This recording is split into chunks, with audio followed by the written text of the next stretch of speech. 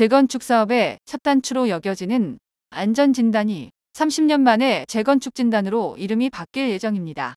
정부가 올 초 안전진단 없이 재건축 추진이 가능하도록 재건축 패스트트랙 도입을 골자로 한 10부동산 대책을 발표한 데 따른 후속 조치입니다.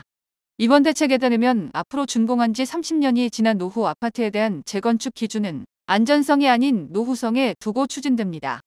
안전진단을 거치지 않고는 사업에 착수도 할 수 없었던 종전과 달리 앞으로는 해당 절차를 거치지 않고도 바로 재건축에 돌입할 수 있습니다. 안전진단은 사업 시행인가 전까지만 실시하면 됩니다.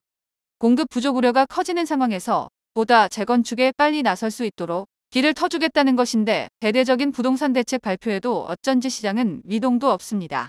고금리와 자재값 인상으로 치솟은 공사비가 정비사업 추진의 최대 걸림돌로 자리 잡았기 때문입니다. 한국건설기술연구원에 따르면 건설 자재값은 최근 3년간 35.6%나 올랐습니다. 업계에선 올해도 공사비는 더 오를 것으로 내다보고 있습니다. 당장 금리 인하를 기대하기 힘들고 자재값, 인건비가 오르는 것 외에도 챙겨야 할 것들이 더 늘어서입니다. 중대재해처벌법 시행에 따른 안전관리 비용이 더 늘었고 층간소음 사후 인증제 시행 등 품질 안전 관련 기준이 더 까다로워졌기 때문입니다.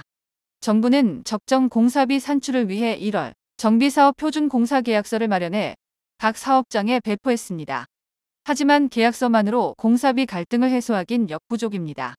관련 분쟁을 해소하기 위한 국토교통부의 건설분쟁조정위원회도 있고 한국부동산원의 공사비 검증 제도도 있긴 하지만 문제는 이마저도 검증 절차만 수개월인데다 법적 강제성이 없다 보니 실효성은 제로에 수렴합니다. 민간뿐만 아니라 공공공사도 공사비 다툼으로 사업이 중단되는 상황에서 정부가 목표하는 주택공급 활성화를 위해 필요한 건 공사비 갈등을 최소화하고 사업을 정상 추진할 수 있도록 정부가 나서서 국력을 불어넣어주는 것입니다. 공사비 갈등은 이제 손 놓고 볼 수 없을 만큼 심각해졌습니다. 정부 지자체가 실질적인 갈등을 중재할 수 있는 강제력 있는 시스템을 갖춰야 할 때입니다.